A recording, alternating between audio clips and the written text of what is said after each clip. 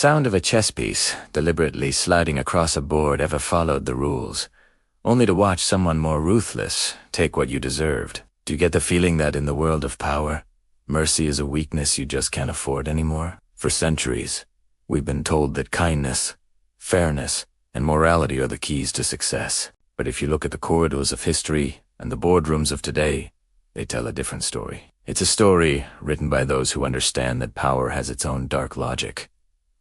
Niccolo Machiavelli saw this reality with brutal clarity. His work suggests that true power isn't given. Ite? Taken. He taught that, to win, you have to be willing to see the world as it is a brutal arena of ambition, not as you wish it were. Now, this video is not for the faint of heart, and it's not about becoming a better person. Think of it as a descent into the cold, hard mechanics of influence. While Machiavelli never actually wrote a numbered list, we're going to unpack 7 key tactics inspired by his philosophy, designed for ultimate control, often without regard for conventional morality. This knowledge isn't offered to make you a manipulator, but to make you immune to manipulation. Because in the game of power, the most dangerous person is the one who doesn't know they're playing. Stay until the end to learn the final, most ruthless tactic 1 that separates those who are ruled from those who rule without mercy. Tactic 1. Control perception to control reality. First and most fundamental tactic is understanding that what people see creates their reality. Machiavelli wrote, "Everyone sees what you appear to be. Few experience what you really are." This is the master key to power. Most people judge based on surfaces, on the image you project. A true strategist knows this and builds a public mask of virtue, generosity, and sincerity, all while making calculated, ruthless decisions in private. Think of the celebrated CEO who donates millions to charity, crafting a public image as a benevolent leader, while simultaneously crushing smaller competitors with predatory tactics. The public sees the saint, not the strategist. This isn't hypocrisy, it's a performance. By controlling your image, you control the narrative. You become the author of your own story, and you make others live inside it. The actionable lesson is this: never let your actions speak for themselves.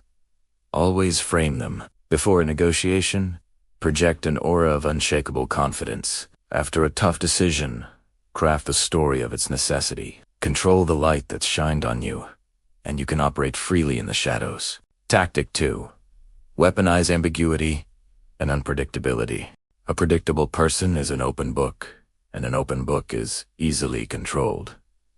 The second tactic is to weaponize ambiguity. If you're never fully transparent, you deny your rivals clear coordinates for an attack. When you're unpredictable, you force others into a state of constant analysis, making them burn their mental energy just trying to figure you out. This controlled chaos keeps allies on their toes and enemies off balance. Consider a political leader who alternates between aggressive rhetoric and sudden offers of peace. Their enemies are perpetually confused, unable to form a coherent strategy because they can't predict the leader's next move. Is he a warmonger or a peacemaker? The answer is neither. He's a strategist, using unpredictability as a smokescreen. To Toplites learn to be deliberately vague. When someone asks about your next move, give an answer that could mean several things. Make small, unexpected gestures that contradict your usual patterns. Your unpredictability becomes a form of psychological dominance. It forces the world to react to you, never the other way around. People can't fight what they can't understand. Tactic 3. Exploit weaknesses without remorse. To someone serious about power, mercy isn't a rule. It's a tool, just like cruelty. The third tactic is the ruthless identification and exploitation of an opponent's weaknesses. A mind inspired by Machiavelli sees others not just as people, but as a collection of vulnerabilities, insecurities, desires, and fears that can be leveraged. He argued that carefully used cruelty could actually be a form of mercy, preventing wider chaos by making a swift, surgical example of a few. This is the darkest art. It means listening more than you speak, not for connection, but for information. What does someone fear losing? What praise do they desperately crave? What guilt are they hiding? This information is the key to their compliance. You might even use small psychological tests. like letting someone win a minor argument just to see if their pride makes them reckless. Historically, this is the tactic of spy masters and political puppeteers. Think of a courtier who discovers a rival's secret debt and uses it not to expose him, but to quietly force him into an alliance.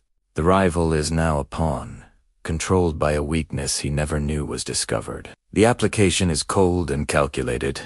Pay attention to the emotional undercurrents of every interaction. Identify what drives the person in front of you, be it greed, vanity, or fear, and frame your requests in a way that serves that driver. Tactic 4. Maintain strategic flexibility. Ideology is a cage for the powerless. The fourth tactic is to stay strategically fluid, unburdened by rigid principles. Adherents to this philosophy aren't loyal to a single strategy, only to the outcome. Victory. This means being willing to adapt, to change allies, and to reverse your positions when circumstances demand it. It's important to separate Machiavelli's political advice from Machiavellianism as a psychological trait associated with manipulation and a lack of empathy. For the political strategist, flexibility isn't a personality flaw. It's a core strength. Think of Richard Nixon, a figure often described as Machiavellian in popular culture. Having built a career on fierce anti-communism, he was the one who opened relations with communist China. While this was a complex geopolitical move, it's a classic example of a strategic pivot seen as Machiavellian. It wasn't a change of heart, it was a change in strategy. The goal, gaining an advantage over the Soviet Union, remained the same. To use this, you must detach your ego from your methods.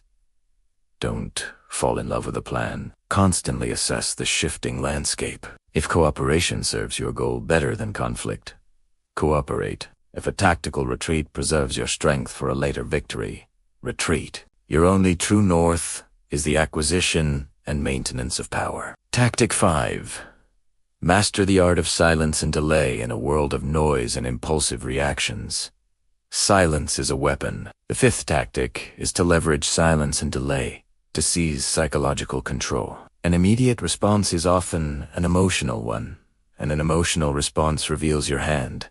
By choosing to say nothing, you create a vacuum that other people will rush to fill with their own anxieties and secrets. When you're provoked and you offer only stillness, your opponent's aggression has nowhere to go. Their momentum collapses. When you're pressured for a decision and you simply state, "I will respond when I am ready," you disrupt their timeline and reclaim control. The delay makes them impatient, and in their impatience, they make mistakes. Imagine a high-stakes business negotiation. One side makes an aggressive offer and expects an immediate counter. Instead, the strategic leader sits back in complete silence, holding eye contact. The silence stretches. The pressure builds, not on the listener, but on the speaker. The speaker gets uncomfortable, starts to doubt their position, and often begins to concede points without even being asked. Practices. The next time you are pressed, baited, or rushed, don't engage. Pause. Let the silence hang in the air. Master the art of the non-reaction. You'll find this deliberate pause gives you time to think strategically, while your opponent is undone by their own emotional haste. Tactic 6. Instill fear through indirect means. Overt threats offer amateurs. They create martyrs and inspire rebellion. The sixth tactic is to instill fear indirectly. Power is more stable when it's based on what is implied, not what is shouted. A reputation for ruthlessness is far more effective than the act of ruthlessness itself. When people believe you're capable of decisive and merciless action, they will police their own behavior. Machiavelli himself noted that if you can't be both loved and feared, it's much safer to be feared. The reputation of Steve Jobs is a modern example. He was more feared than loved by many employees. The stories of his intense standards and his willingness to fire people on the spot meant he often didn't have to raise his voice.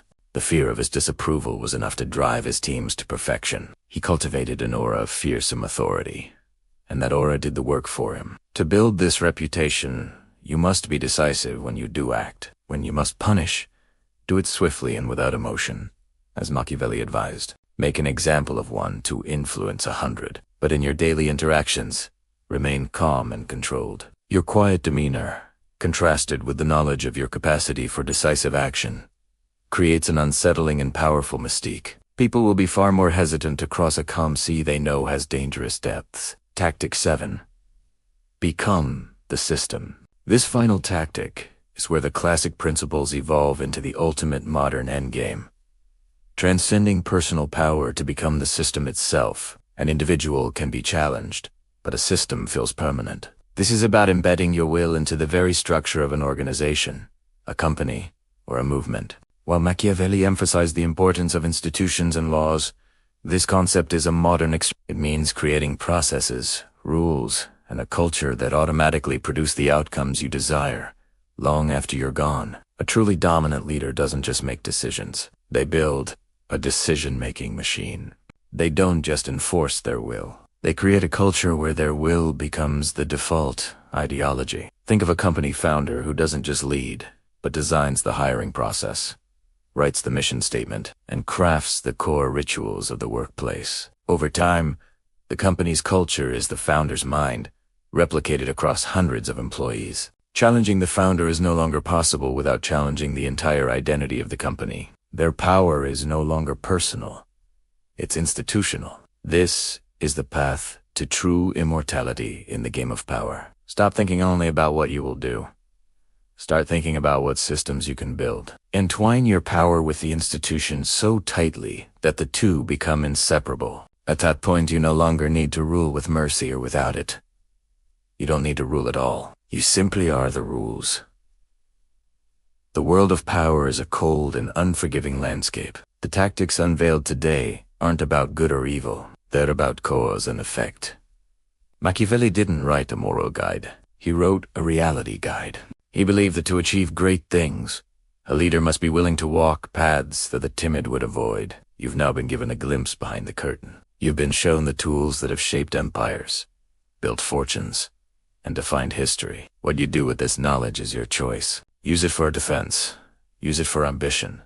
But never again be naive to the game being played around you. For power is a game, and as of today, you are no longer just a piece on the board, you're a player. If you are ready to continue your study of strategy and power, like this video and subscribe for more insights into the minds of history's greatest strategists. Share this video with someone who needs to understand the true rules of the world.